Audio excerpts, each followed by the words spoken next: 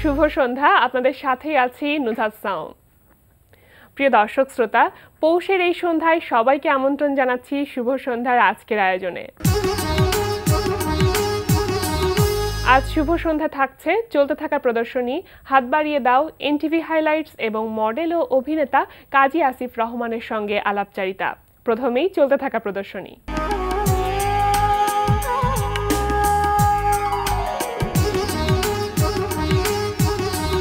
শুরুতে জানিয়ে দিচ্ছি চলতে থাকা প্রদর্শনী ও মেলার সময়সূচি।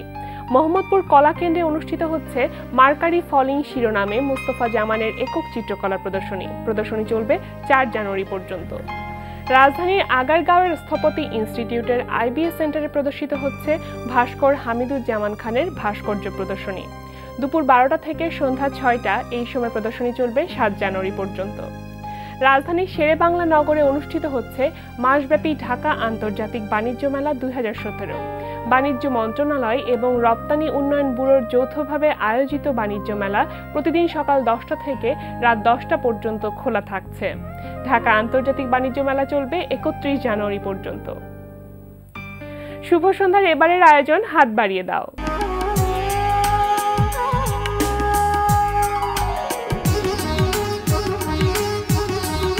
শুভ সন্ধ্যায় হাত বাড়িয়ে দেওয়ার আবেদন দেখে আপনারা যারা সহযোগিতার হাত বাড়িয়ে দিয়েছেন তাদের প্রত্যেকের প্রতি আন্তরিক কৃতজ্ঞতা।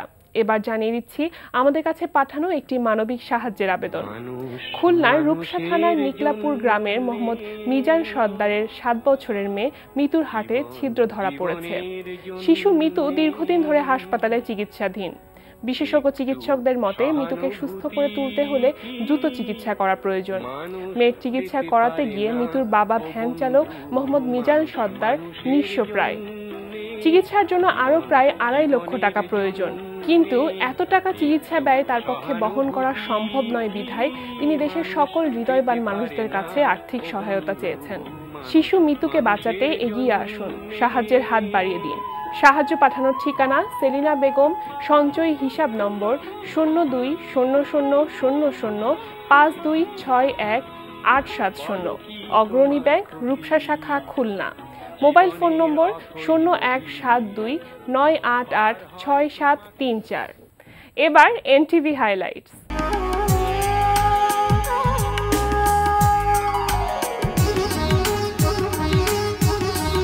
এবার জেনে নিন কি কি থাকছে এনটিভির রাতের অনুষ্ঠান মালায়। সন্ধ্যা 6:45 থাকছে কাজী মোহাম্মদ মোস্তফার প্রযোজনায় শিশু কিশোরদের ম্যাগাজিন অনুষ্ঠান আমরা সবাই রাজা।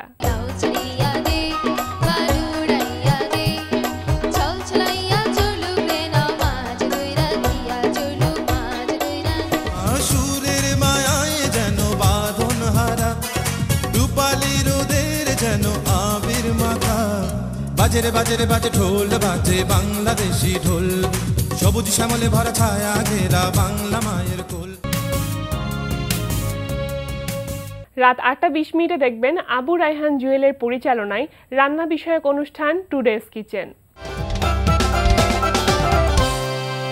রাত 9টায় প্রচার হবে ওয়াহিদুল ইসলাম শুভ্রর প্রযোজনায় অনুষ্ঠান স্টাইলস অ্যান্ড ট্রেন্ডস।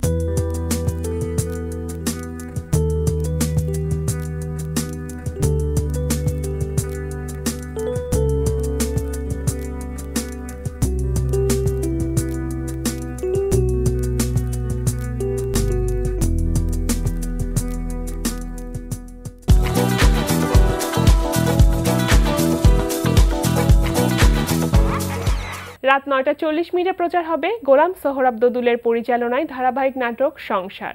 ব্যাকআপ করার তো কোনো ওয়ে নাই, আপনি একটু দেখেন না আদিলের সাথে কথা বলে একটু টাইম ম্যানেজ করতে পারেন কিনা? না না, কোনো অসুবিধা নাই, আদিল টাইম ম্যানেজ করিয়া দিব, কোনো ধরনের কোনো অসুবিধা নাই, সে ম্যানেজ করিয়া দিব। আরে ওনাকে নিয়েই তো আমার চিন্তা, যত প্রবলেম। আপনি পারছেন বলেন টাইমটা ম্যানেজ করে দিতে? না ঠিকই বলছেন ম্যাডাম। ইদানিং দেখতেছি বাগনার একটু প্রবলেম হয়েছে, সময় নাই সব সময় খালি টেলিফোন নিয়ে থাকে, আনাচে কানাচে টেলিফোন করে, একটু আল্লাহ জলে মনে হইতেছে, এমন কিন্তু ছিল না আমার বাগনা। রাত 11:30 রয়েছে ইমরাউল রাফাতের পরিচালনায় ধারাবাহিক নাটক তরুণ তুর্কি। ইনভলভ না হওয়াটাই বেটার। কি বলো তুমি এটা যে টপিক নিয়ে? আমার কথাটা তুমি একটু শোনো। তুমি কি পারবে এই ছেলে মেয়েগুলোকে এরকম রিস্কে ফেলতে? রাত 12:10 থাকছে টক শো এই সময়।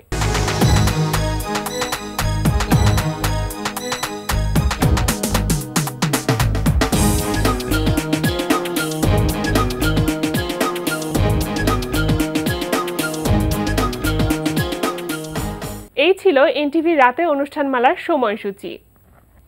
এবার আলাপচারিতা।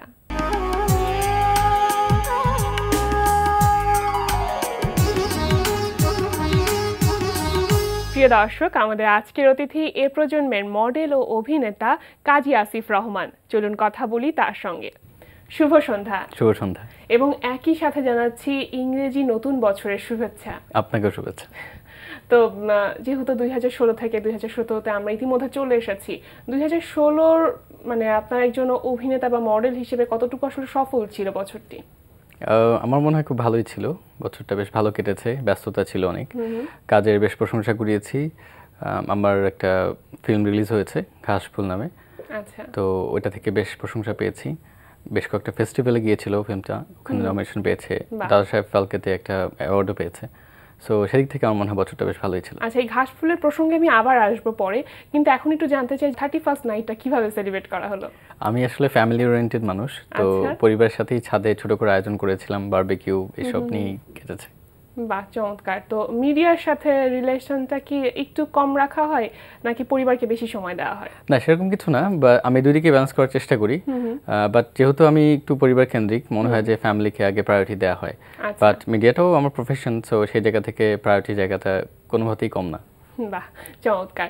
তো এখন কি ধরনের ব্যস্ততা কাজ করছে, এই মুহূর্তে কি কি কাজ করছেন? এই মুহূর্তে বিজ্ঞাপন নিয়ে একটা কাজ করার কথা আছে, 2-1 দিনের ভিতরেই হয়তো সেটা আমরা শুটিংয়ে যাব।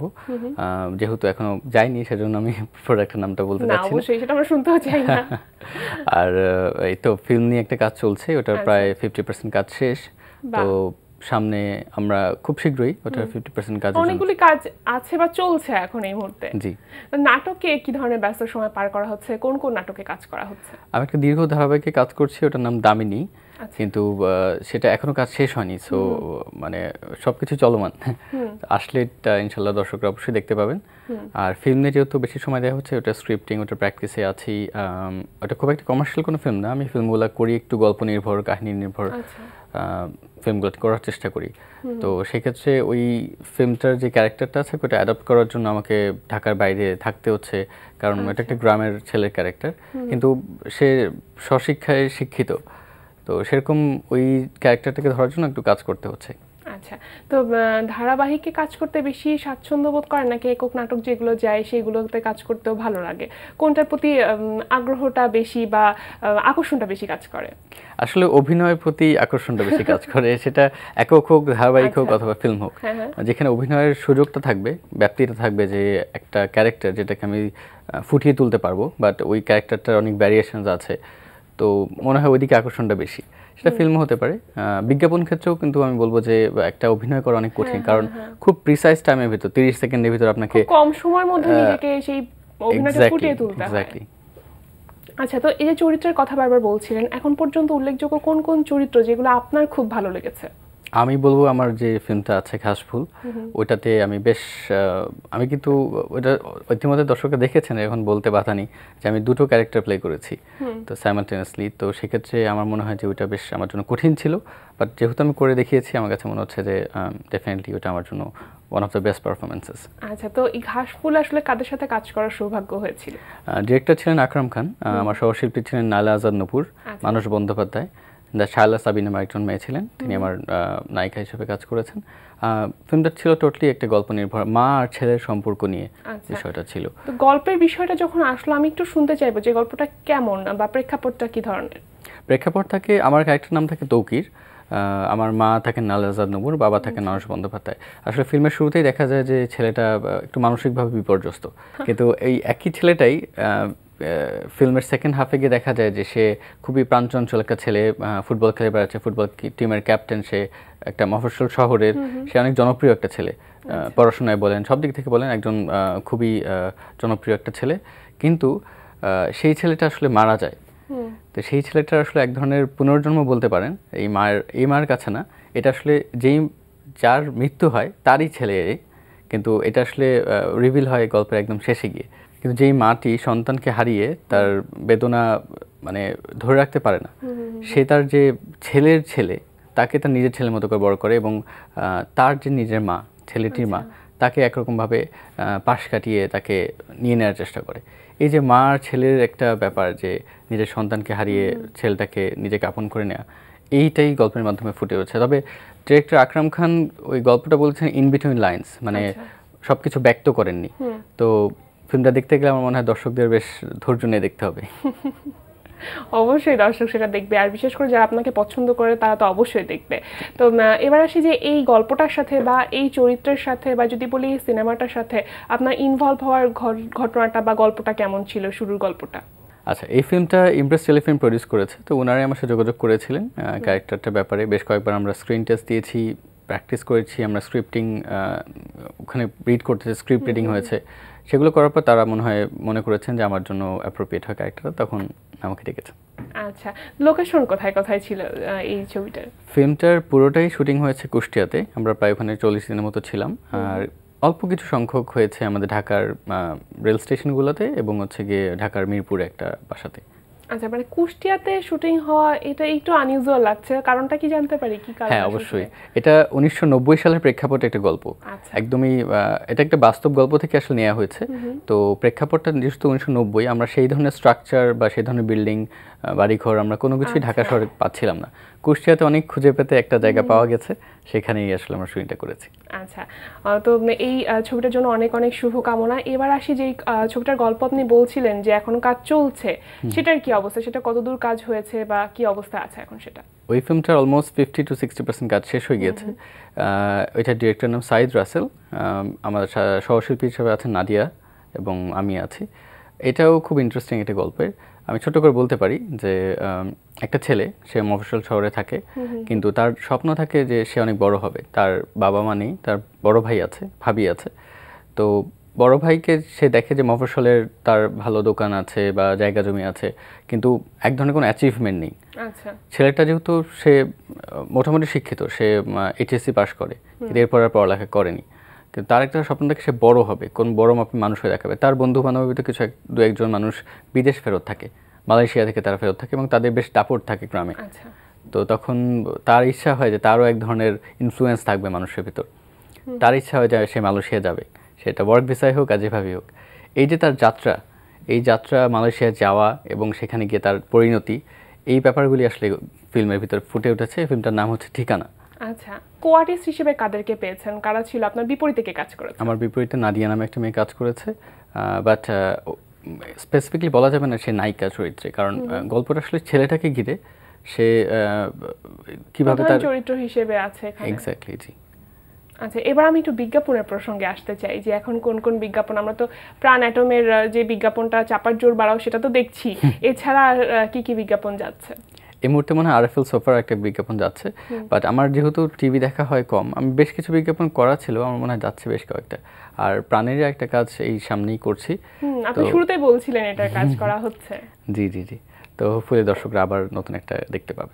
আচ্ছা, এবারে সে যে অনেকগুলি মাধ্যমে তো কাজ করা হয়েছে ইতিমধ্যে, আপনার কোন মাধ্যমটি বেশি ভালো লাগে, স্বাচ্ছন্দ্য বোধ করেন?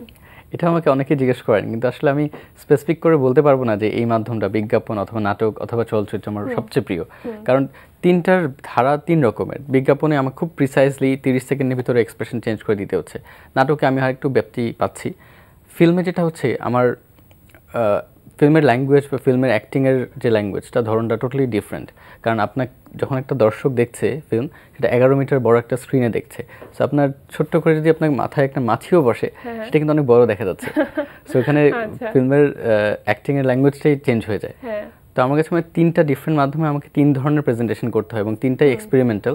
সো আমার কাছে মনে হয় যে কোনোটাই কোনোটা থেকে ছোট না। মানে এক একটা মাধ্যমের ল্যাঙ্গুয়েজ এক এক রকম, প্রেজেন্টেশন এক এক রকম এবং দর্শকও এক এক রকম। এক্স্যাক্টলি। আচ্ছা, এবার আমি একটু শুনতে চাই 2016 তো বেশ সফলভাবে কেটেছে যেটা বললেন, 2017টা কি ধরনের পরিকল্পনা আছে? 2017 আসলে আমি ফোকাস করছি আমার এই যে ফিল্ম ঠিকানা, সেটার উপরে। এটা বেশ কিছু সুন্দর গান হয়ে গিয়েছে ক্লাসিক্যাল ধরনের, এবং আরও 2-3টা গান বাকি আছে, রেকর্ডিং হয়ে গেলে আমরা খুব শীঘ্রই ফিল্মটা শুটিংয়ে মালয়েশিয়াতে আবার চলে যাচ্ছি। এরকম কোনো চিন্তা আছে কি, কোনো নির্দিষ্ট বিষয়কে ফোকাস করা, যেরকম শুধুমাত্র চলচ্চিত্র নিয়েই কাজ করা বা শুধু নাটক নিয়ে কাজ করা, এমন কোনো চিন্তা ভাবনা আছে কিনা? না, আমি নিজেকে আসলে আটকাতে চাই না। আমি চাই যে প্রতিটা মাধ্যমে বিচরণ করব, যেই মাধ্যম আমাকে মনে করবে অ্যাপ্রোপ্রিয়েট সেই মাধ্যম আমাকে তুলে ধরবে, বা অভিনয়ের স্পেসটা থাকবে। এক্স্যাক্টলি। অবশ্যই অনেক অনেক শুভকামনা নতুন বছরের জন্য। আর আজকে আমাদের এই আয়োজনে এসেছেন, অনেক ধন্যবাদ আপনাকে। Thank you so much for having me. And দর্শকদের উদ্দেশ্যে বলতে চাই, আপনাদের এই বছরটা খুব সুন্দর কাটুক, সবার জন্য শুভকামনা। প্রিয় দর্শক, সেই সাথে আমরাও চলে এসেছি অনুষ্ঠানের শেষ প্রান্তে। আমাদের সঙ্গে যোগাযোগের ঠিকানা প্রযোজক শুভ সন্ধ্যা, এনটিভি বিএসএসসি ভবন, 7ম তলা, 102 কাজী নজরুল ইসলাম অ্যাভিনিউ, কারণ বাজার, ঢাকা 1215। আমাদের ইমেল অ্যাড্রেস shubhasondha@ntvbd.com। প্রিয় দর্শক, এনটিভিতে সম্প্রচারিত সংবাদ ও অন্যান্য সকল অনুষ্ঠান দেখতে লগ ইন করুন www.ntvbd.com-এ। সবাই ভালো থাকুন, নিরাপদে থাকুন, এই প্রত্যাশায় এখানেই শেষ করছি। শুভ সন্ধ্যা।